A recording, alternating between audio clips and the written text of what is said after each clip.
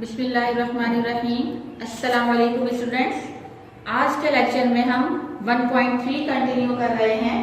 कल हमने इसका क्वेश्चन नंबर 2 किया था, आज क्वेश्चन नंबर 3 कर रहे हैं। I am reading this question, listen carefully.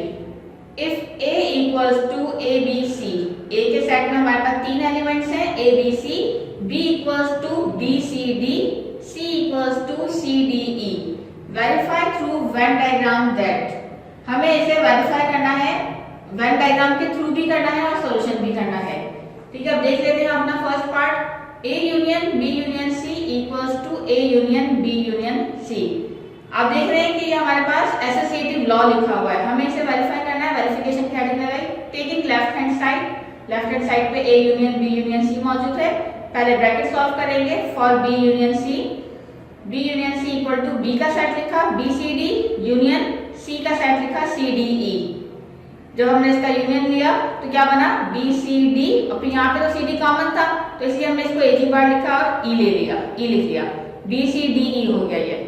Now A union B union C।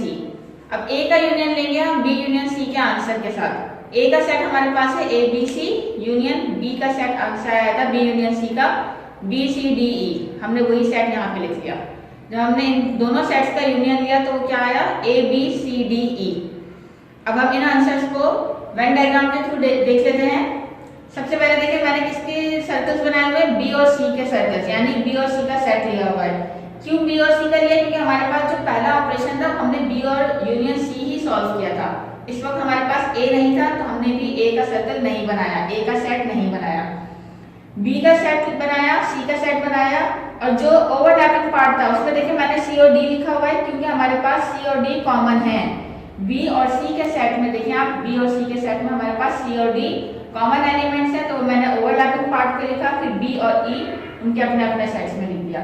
Shading मैंने पूरे सर्कल्स को किया है, दोनों सेट्स को किया है, क्योंकि आप यहाँ यूनियन का काम कर रहे हैं। यूनियन में आपके पास दोनों सेट्स के एलिमेंट्स को मिला के लिखते हैं आप, तो इसलिए पूरे सेट्स शेड हो गए। ठीक है, अब नीचे वाली डायग्राम देखिए, नीचे मैंने 3 सर्कल्स यानी 3 सेट बनाए हैं A B C, क्योंकि इसमें हमारे पास तीनों सेट्स यूज हो रहे थे A B C।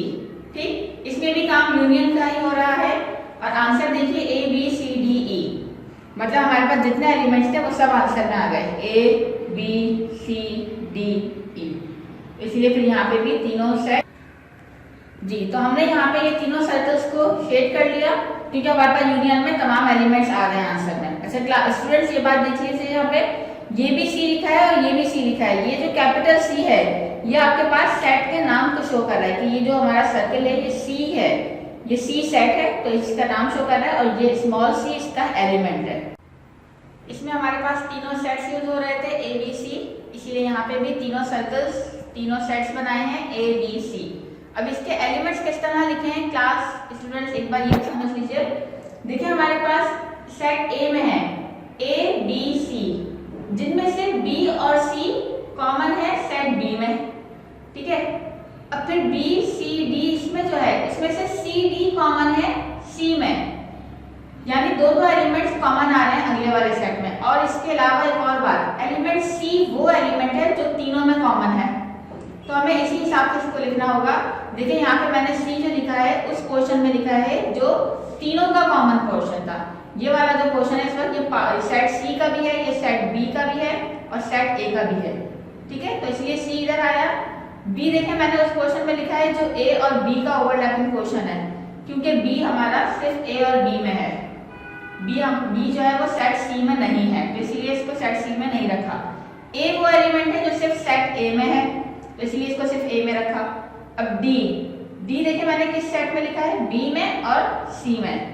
यहाँ देख लेते हैं D सेट B में है और C में है, A में नहीं है तो हमने A में नहीं रखा, B और C के पोर्शन में रखा है हमने, ओवरलैपिंग पोर्शन में।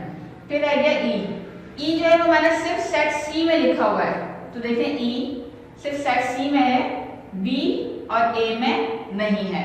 ठीक है, इसको बहुत ध्यान से लिखिएगा कि कौन सा एलिमेंट कहाँ लिखना है, कौन सा एलिमेंट ओवरलैप हो रहा है, किस पोर्शन में लिखना है। स्टूडेंट्स इसको बहुत ध्यान से लिखिएगा। Now students we are taking right hand side A union B union C. सबसे पहले ए यूनियन बी सॉल्व करेंगे क्योंकि ये ब्रैकेट में है।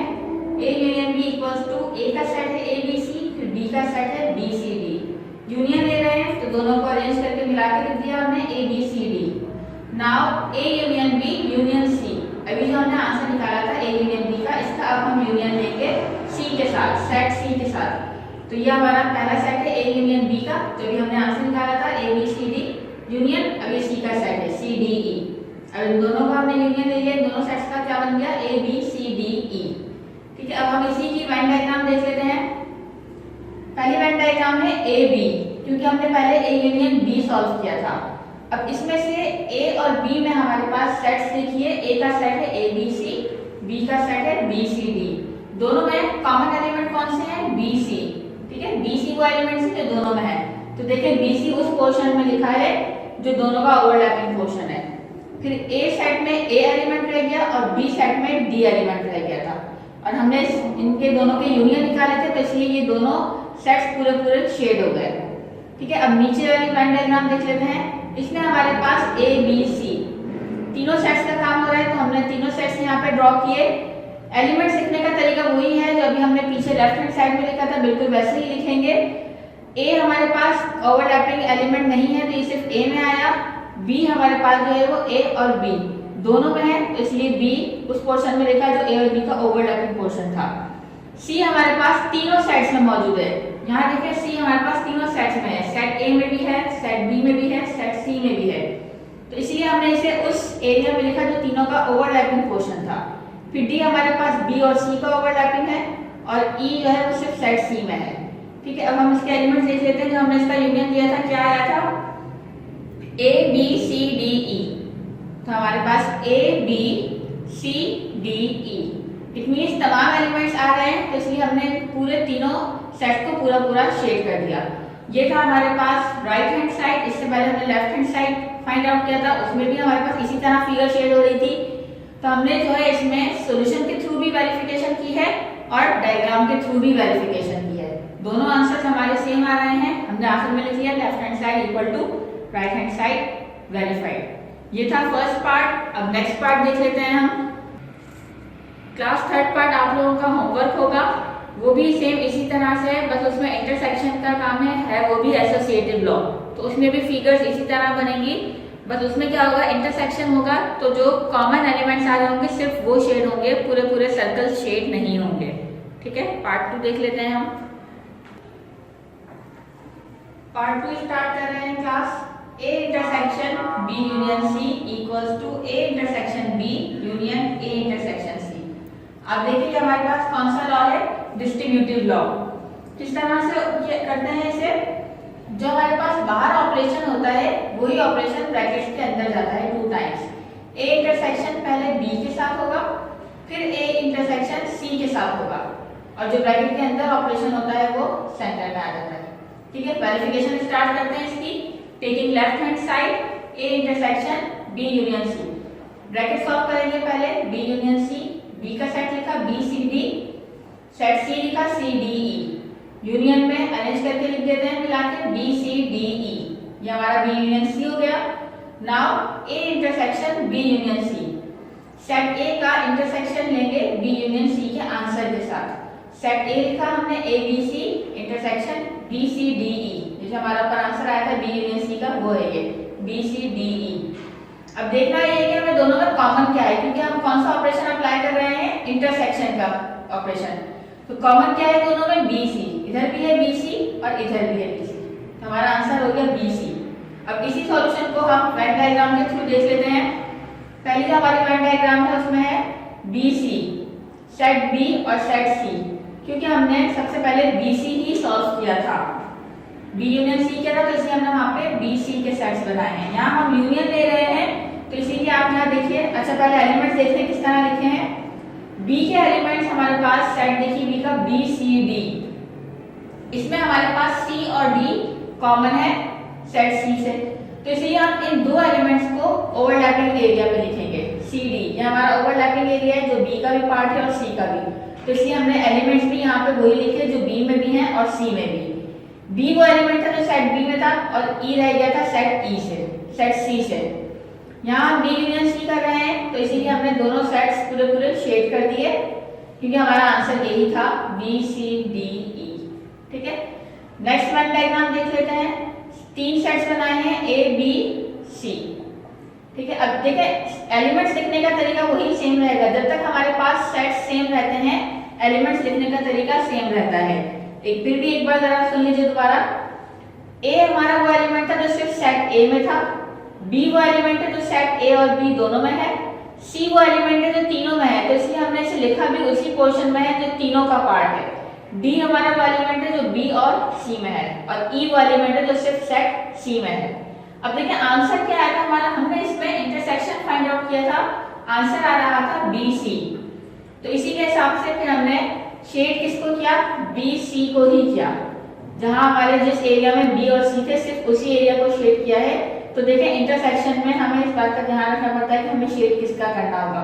यहाँ हम इस पूरे डायग्राम को शेड नहीं कर सकते, सिर्फ जो आंसर है हमारा बी सी ओवरलैपिंग पार्ट सिर्फ उसी को हमने शेड किया। ये हमारा लेफ्ट हैंड साइड का आंसर आया है। अब इसी का राइट हैंड साइड देख लेना है। Now we are taking right hand side A intersection B union A intersection C. 2 brackets हैं, 1 बाय 1 सॉल्व करेंगे।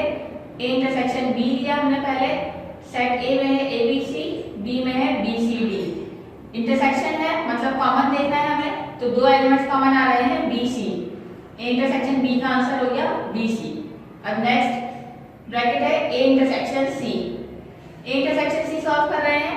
ए का सेट है ए बी सी, सी में है सी डी ई। अब इन दोनों में क्या कॉमन है, element C.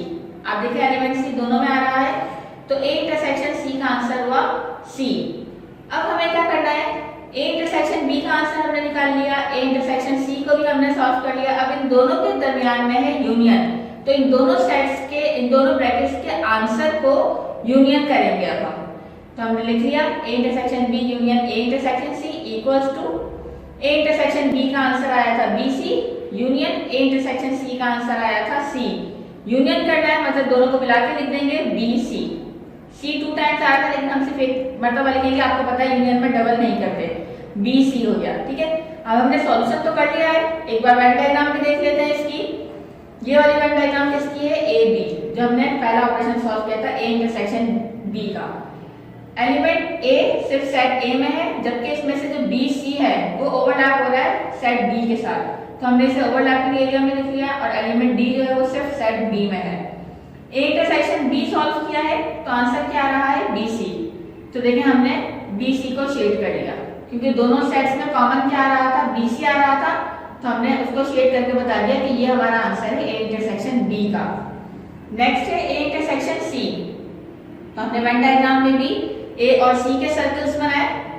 Elements A B सिर्फ सेट ए में है, और सी वो एलिमेंट है जो एलिमेंट सेट ए और सेट सी दोनों में है। सिर्फ एक एलिमेंट है जो हमारा कॉमन है, ओवरलैप हो रहा है दोनों सेट्स में। डी ई वो एलिमेंट है जो सिर्फ सेट सी में है। तो देखिए हमने यहाँ पे भी ए इंटरसेक्शन सी निकाला था, तो इसमें हमने शेड कर लिया सी को, क्योंकि सिर्फ सी वो एलिमेंट है जो दोनों में कॉमन आ रहा है। अब हम इन दोनों का यूनियन निकाल रहे हैं। ठीक है, देखिए सेट ए बी और सी एलिमेंट्स लिख लिया हमने। ए सिर्फ सेट ए में था, बी हमारे पास सेट ए और बी दोनों में था, सी हमारे पास तीनों एलिमेंट्स में है, तो हमने इसे उसी पोर्शन में लिखा जो तीनों का ओवरलैपिंग पोर्शन है। डी हमारे पास सिर्फ बी और सी में ओवरलैप हो रहा था, और ई जो है वो सिर्फ सेट ई में था, ये कहीं पे भी कॉमन नहीं था। अब देखिए हमने शेड किसको किया है, यूनियन निकाल रहे हैं ना, इसका हम यूनियन निकाल रहे हैं। तो देखिए बी सी और सी, हमने यूनियन निकाला तो अरेंज होकर क्या आ गया बी सी। इसी तरह से एक बार फिगर्स में भी देख लें, बी सी और सी। हम सिर्फ शेडिंग पोर्शन को इस वक्त फोकस करें और इन दोनों को बताएं, इन दोनों का यूनियन क्या निकलेगा, बी सी निकलेगा।